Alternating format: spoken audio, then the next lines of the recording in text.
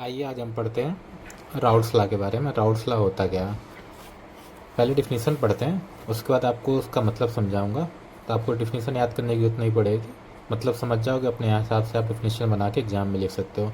Exam में आपके diploma में भी ये टॉपिक आता है, इससे सारे एमसीक्यू भी सॉल्व, अगर अच्छे समझोगे एमसीक्यू भी पूछे जाते हैं इंपॉर्टेंट, वो भी सॉल्व कर लोगे।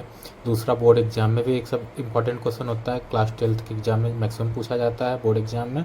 तो अच्छे से जानो राउल्ट्स लॉ होता क्या है। डिफिनीसन के हिसाब डिफिनीसन क्या करती है, राउल्ट एक साइंटिस्ट है जिन्होंने बताया था कि अगर हम टेम्परेचर कांस्टेंट कर दें at a given temperature, the partial pressure of each volatile component, partial pressure of each volatile मतलब होता है ऐसा कंपोनेंट जिसका वेपर बन सकता है, जिसका वेपराइज होते हैं उनको वोलेटाइल कहते हैं, और जो नहीं वेपराइज होते हैं उनको नॉन वोलेटाइल बोलते हैं। ठीक। पार्शियल प्रेशर का मतलब होता है जब गैसों का मिक्सचर हो, जैसे 4 गैसें हैं, ए बी सी डी 4 गैसें हैं, उन चारों गैसों का जो इंडिविजुअल जो प्रेशर होता है, ठीक है, मिक्सर में जब उन गैसों का जो प्रेशर होता है उसको पार्शियल प्रेशर बोलते हैं। अगर वही चारों गैसें अलग अलग कंटेनर में रखी जाए तब उन समय उनका जो प्रेशर होता है उसको वेपर प्रेशर बोलते हैं। जब एक साथ रखी जाए तब उनका जो चारों का इंडिविजुअल जो प्रेशर होगा उसको हम पार्शियल प्रेशर बोलते हैं। अब गैस मिक्सर, हम चारों पार्शियल प्रेशर को हम जोड़ दें, ए बी सी डी के चारों प्रेशरों को जोड़ दें तो हमें इस गैस मिक्सर का टोटल प्रेशर मिल जाता है। उसको अच्छे से भी डायग्राम से समझाते हैं। कहता क्या है कि partial pressure of each volatile component in a ideal liquid solution, कैसा सोल्यूशन होना चाहिए, ideally liquid solution. Raoult's law हमेशा लिक्विड सोल्यूशन के लिए होता है। कैसा liquid solution, ideal liquid solution. ठीक है, आइडियल लिक्विड सोल्यूशन में अगर वोलेटाइल कंपोनेंट है तो उसका जो पार्शियल प्रेशर होगा वो डायरेक्टली प्रोपोर्शनल होगा to its mole fraction in the solution.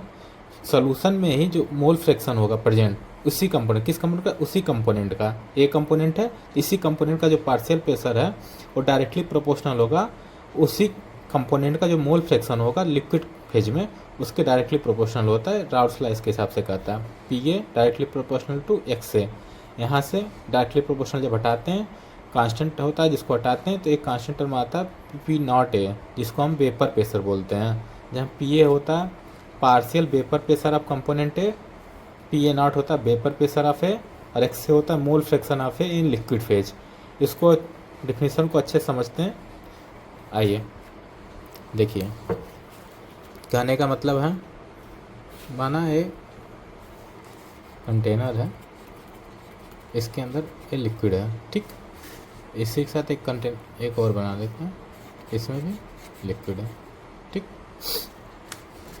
जब ये प्योर था इसमें कुछ हमने अलग से ऐड नहीं किया था, मान लिया पूरा पानी था, ठीक, तो ये क्या होगा, वेपर फॉर्म बनेगा इसके ऊपर, इसकी सरफेस से वाटर क्या इवापोरेट होंगे, बाहर की ओर जाएंगे एक फिक्स टेम्परेचर मान लो।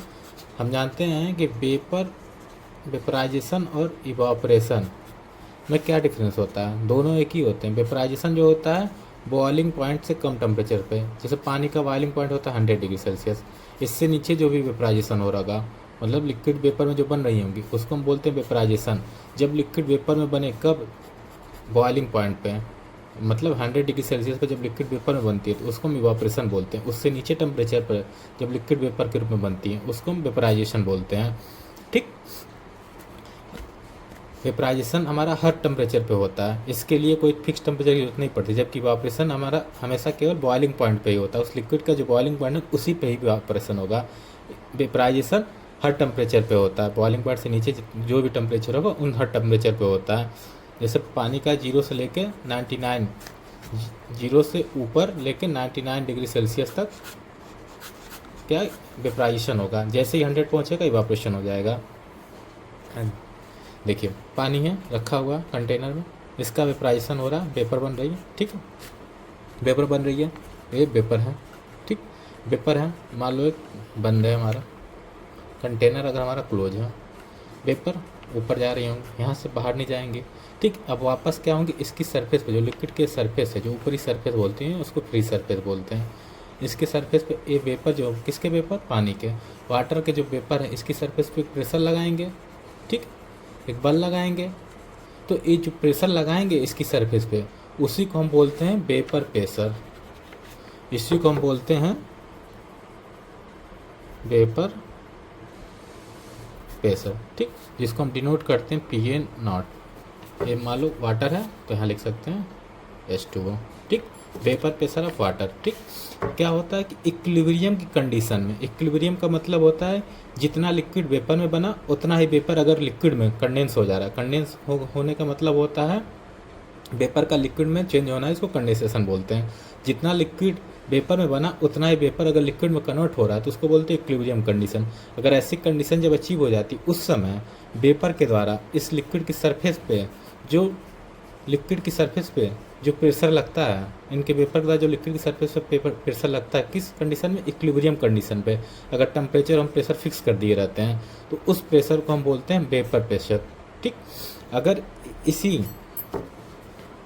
में हम मान लो दूसरा है, एक प्योर था पानी था, इसी में हमने पानी है, इसमें हम शुगर ऐड कर दें, ठीक। अगर हम शुगर ऐड कर दें, ठीक, मान लो बंद है, ठीक, शुगर ऐड कर दें। शुगर कैसा है हमारा? वोलेटाइल है कि नॉन वोलेटाइल? शुगर हमारा है नॉन वोलेटाइल, ठीक। नॉन वोलेटाइल का मतलब जिसका जो वेपराइज नहीं हो सकता, ठीक। और वाटर क्या है हमारा? वोलेटाइल, ठीक। इसमें जब मिक्स करते हैं, पहले क्या था, पानी को सरफेस फ्री थी, कोई अलग कंपोनेंट था नहीं, तो हर सरफेस से वेपर, वाटर का वेपर आसानी से बाहर की ओर जा रहे थे। अब इसमें क्या किया हमने? शुगर डाल दिया। अब शुगर डालने से क्या होगा, इनके जो सरफेस हैं, ठीक है, जहाँ से पानी का वेपराइजेशन हो रहा था, अब ये भी अपनी एक जगह सेटल करेंगे, यहाँ पे अपनी जगह लेंगे, तो पानी के इवापोरेशन में क्या एक बाधा उत्पन्न करेंगे, जिसकी वजह से क्या होगा, वेपराइजेशन जो वो कम होगा, ठीक। वेपराइजेशन कम होगा, वेपर कम बनेंगे तो उनका जितने कम वेपर बनेंगे उतना ही कम इसके ऊपर दोबारा प्रेशर लगेगा, तो इसमें क्या होता है, वेपर प्रेशर क्या हो जाता है? डाउन हो जाता है, ठीक। कभी कभी पूछता है कि प्योर सोल्यूशन का वेपर प्रेशर और मिक्सर वाले सोल्यूशन का वेपर प्रेशर किसका ज़्यादा किसका कम होता है? जब प्योर होता है तो उस समय जो वेपर प्रेशर होता है वो मैक्सिमम होता है। जब मिक्सिंग कर दो किसी चीज़ की, ठीक, तो उसका जो वेपर प्रेशर होता है वो कम हो जाता है। क्यों? क्योंकि दूसरी चीज़ जो ऐड की हैं वो भी क्या होती है, जगह घेरेंगी, जिसकी वजह से वेपर का फॉर्मेशन कम होगा, तो इसकी सरफेस पे लगने वाला जो बल होगा वो भी कम होगा। प्रेशर क्या होता है? कुछ नहीं, P=2 होता है F/A। कभी कभी मैं बल बोल रहा हूँ, कभी कभी प्रेशर बोल रहा हूँ, कंफ्यूज नहीं होने का। बल प्रेशर एक ही होता है, प्रेशर एक ही होता है। अगर यूनिट सरफेस पे लगता है बल तो उसको हम प्रेशर बोलते हैं, ठीक। अब इन सब लॉजिकों से आप कहोगे राउल्स लॉ का क्या मतलब है? राउल्स लॉ का मतलब है, देखो, जितना वेपर बनेगा ये वेपर किस पे डिपेंड करेगा? ये जो वेपर जो बन रहा है, हम बोल रहे हैं, यहाँ पे बोले ये प्योर था, वाटर था, हमने ऐसे लिख सकते हैं। यहाँ पे इम्प्योर था क्योंकि दो शुगर और पानी है, तो इसके लिए हम इसको क्या बोलेंगे? Partial pressure of H2O, partial pressure बोलेंगे, ठीक। अब ये कितना बनेगा? पार्शियल प्रेशर कितना बनेगा? कितना वाटर के पेपर बनेंगे? कितना प्रेशर लगाएगा इसकी सरफेस के ऊपर? जितना वेपर बनेगा उतना ही सरफेस लगाएगा। अब कितना वाटर वेपराइज होगा? जितना इसके अंदर वाटर होगा उतना ही वेपराइज होगा, तो उसको हम बोलते हैं XA, मोल फ्रैक्शन। जितना पानी होगा इसके अंदर, ठीक है, उतना ही तो वेपराइज होगा, और जितना ज़्यादा होगा उतना ज़्यादा वेपर बनेगा, और जितना कम होगा उतना ही कम बनेगा। तो डायरेक्टली प्रोपोर्शनल का मतलब ये होता है कि अगर मोल फ्रैक्शन जितना ज़्यादा होगा लिक्विड फेज में उतना ज़्यादा पार्शियल प्रेशर जनरेट होगा। ये डायरेक्टली प्रोपोर्शनल होता है XA के। अगर यही डायरेक्टली प्रोपोर्शनल जब हम हटाते हैं, ये नहीं, तो यहाँ प्योर आ जाता है वाटर, और ये आता है XA। ये हो जाता है हमारा Raoult's law.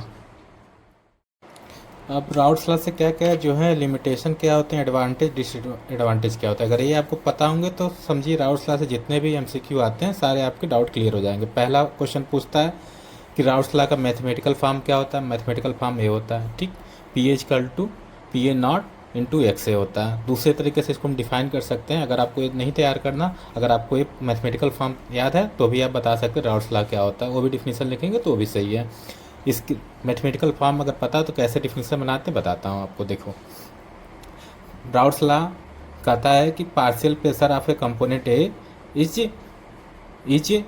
Equal to the product of, ये क्या मल्टीप्लिकेशन आता है जिसको हम बोलते हैं product of vapour pressure of component A into mole fraction of component A in liquid phase. ठीक, मैथमेटिकल फॉर्म में इस तरीके से बोल सकते हैं हम राउल्स लॉ को। ठीक, ए भी डिफिनेशन सही है, ए भी डिफिनेशन सही है, इस तरह से भी लिख सकते हैं। ठीक, इसकी क्या लिमिटेशन है? लिमिटेशन मतलब होता है कमियाँ। ठीक है, कहाँ कहाँ पे राउल्स लॉ हमारा काम नहीं कर सकता, उसको बोलते हैं limitation. It is valid for only ideal solution, ये केवल आइडियल सोल्यूशन के लिए वैलिड होता है। अगर रियल सोल्यूशन लाए तो वहाँ पे वैलिड नहीं होगा। आइडियल सोल्यूशन का मतलब होता है कि सोल्यूशन का मतलब क्या होता है? सोल्यूशन का मतलब होता है कि सॉल्यूट प्लस सॉल्वेंट। ठीक, अगर मिल जाते हैं तो हमारा सोल्यूशन बनता है। सॉल्यूट और सॉल्वेंट जब मिलते हैं तो सोल्यूशन बनता है। ठीक, सॉल्यूट जो कम मात्रा में, जैसे मान लो ये चीनी है। ठीक, चीनी हो गया, अरे पानी हो गया। पानी हमारा ज़्यादा मात्रा में होता है जिसको हम सॉल्वेंट बोलते हैं, जो कम मात्रा में होता है उसको हम सॉल्यूट बोलते हैं। और इन दोनों का जब मिक्स कर देते हैं तो हमारा वो सोल्यूशन बन जाता है। ठीक है, आइडियल सोल्यूशन कहने का मतलब चीनी के जो मालिक्यूल है उनके बीच में जो लगने वाला, मान लो चीनी को ए से रिप्रेजेंट कर रहे हैं तो इनके बीच में चीनी के बीच में लगने वाला जो बल है, ठीक है, पानी को मान लो बी से रिप्रेजेंट कर रहे हैं तो इनके बीच में लगने वाला बल है। और जो मान लो सोल्यूशन कोई बना, इन दोनों का सोल्यूशन बना, उनके बीच में लगने वाला जो बल है उसको सी सी बोल रहे हैं। ठीक, इनके बीच लगने वाला बल अगर तीनों आपस में बराबर हो, ठीक, ए के बीच में लगने वाला बल, बी के बीच में लगने वाला बल और सी के बीच में लगने वाला बल, अगर तीनों बल आपस में एक दूसरे के बराबर होते हैं, ठीक है, तो ऐसे सोल्यूशन को हम आइडियल सोल्यूशन बोलते हैं। मतलब कि सॉल्यूट, सॉल्वेंट और जो हमारा बना सोल्यूशन है, इन तीनों का जो बीच में लगने वाला इंटरमॉलिक्यूलर फोर्स है, सॉल्यूट के बीच में सॉल्वेंट के बीच में सोल्यूशन के बीच में जो लगने वाला इंटरमॉलिक्यूलर फोर्स अगर ये बराबर होता है तो ऐसे सोल्यूशन को आइडियल सोल्यूशन बोलते हैं। अगर ये तीनों आपस में बराबर नहीं होते हैं, ठीक है, तीनों आपस में आप बोल सकते हो कोई एक, मान लो ए बराबर है लेकिन ए आपस में बराबर नहीं है, ठीक है, तो भी ये नॉन आइडियल हो जाएगा। इन तीनों आइडियल होने के लिए तीनों बराबर होने चाहिए, इनमें से कोई एक भी अगर डिस्टर्ब होता है, नहीं बराबर होता तो नॉन आइडियल सोल्यूशन हो जाता है। उस केस में राउल्स लॉ हमारा वैलिड नहीं होता। ठीक, दूसरा क्या लिमिटेशन है? दूसरी limitation, it is not valid for electrolyte, यह इलेक्ट्रोलाइट के लिए वैलिड नहीं होता। इलेक्ट्रोलाइट का मतलब होता है कि ऐसा सोल्यूशन, या बोल सकते हो ऐसा सोल्यूट जब हम किसी सॉल्वेंट में डालते हैं तो उसमें क्या होता है, आयन देता है।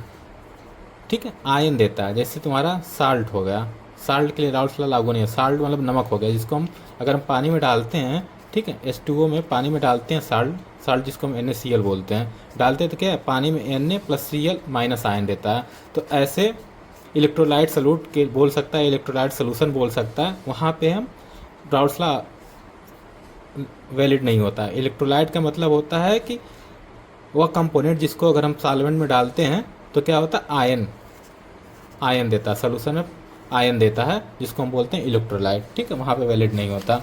It is valid for dilute solution, ये क्या होता है, डाइल्यूट सोल्यूशन के लिए वैलिड होता है। कहाँ पे वैलिड नहीं होता? कॉन्सेंट्रेटेड सोल्यूशन जहाँ हो वहाँ पर वैलिड नहीं होता। डाइल्यूट का मतलब होता है कि मान लो 1 लीटर ये पानी है, ठीक, इसमें हमने 20 ग्राम चीनी डाला। अब मान लो 1 ही लीटर पानी है, इसमें हमने 80 ग्राम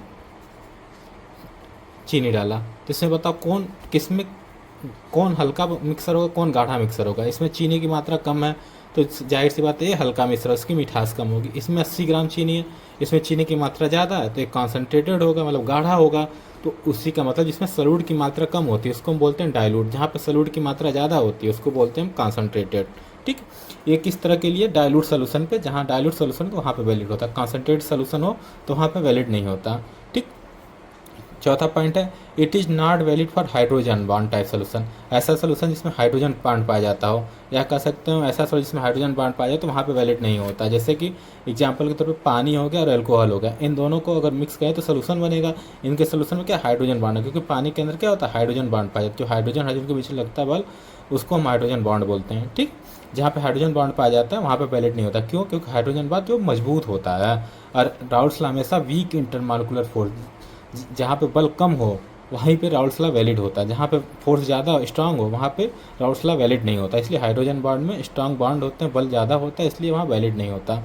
ठीक, आइए इसके एडवांटेज देखते हैं, क्या क्या एडवांटेज है। एडवांटेज मतलब होता है इसके क्या क्या फ़ायदे हैं। ठीक, पहला, टू आइडेंटिफाई आइडियल सोल्यूशन। क्या है कि आइडेंटिफाई मतलब होता है पता लगा सकते हैं किस टाइप का सोल्यूशन है, आइडियल है कि रियल है। राउल्स लॉ का यूज करके हम आइडेंटिफाई कर सकते हैं सोल्यूशन हमारा किस टाइप का, आइडियल सोल्यूशन है कि रियल सोल्यूशन है। ठीक। दूसरा, to find out colligative property. Colligative property मतलब वह प्रॉपर्टी जो सॉल्यूट की मात्रा पर डिपेंड करती है, उसको कॉलुगेटिव प्रॉपर्टी बोलते हैं।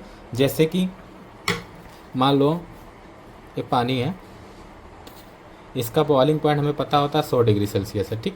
इसमें हम अगर हम चीनी डाल दो या नमक डाल दो, कुछ भी डाल दो, ठीक। अगर उसकी अमाउंट ज़्यादा डालोगे तो क्या करेगा, इसकी फ्रीजिंग पॉइंट 0 डिग्री सेल्सियस होती है, बॉइलिंग पॉइंट 100 डिग्री सेल्सियस होती है। अब इनकी बॉइलिंग पॉइंट और फ्रीजिंग पॉइंट में चेंज होगा कि नहीं होगा? जाहिर सी बात है, कोई अलग से चीज़ डालेंगे तो इसकी बॉइलिंग पॉइंट और फ्रीजिंग पॉइंट में दोनों चेंज होगा। अरे किस पे डिपेंड करेगा? इन पे डिपेंड करेगा, चीनी और नमक पे। क्या है, हमारा सॉल्यूट है, ये जितनी ज़्यादा अमाउंट में डालेंगे उतनी ज़्यादा इन पे इफेक्ट डालेगा, इनकी प्रॉपर्टी पे इफेक्ट डालेगा। तो क्या होगा, to find out colligative property. Colligative property को पता लगाने में राउल्स लॉ यूज होता है। कॉलुगेटिव प्रॉपर्टी मतलब वह प्रॉपर्टी जो सॉल्यूट की मात्रा पर डिपेंड करती हैं, उनको कॉलुगेटिव प्रॉपर्टी बोलते हैं। जैसे एग्जांपल के तौर पे आपका तुम्हारा हो गया freezing point depression, freezing point में गिरावट। दूसरा, boiling point elevation. Boiling elevation मतलब कहता है बढ़ोतरी, बॉइलिंग पॉइंट में कितनी बढ़ोतरी हुई, चेंज हुआ, boiling point elevation, freezing point depression.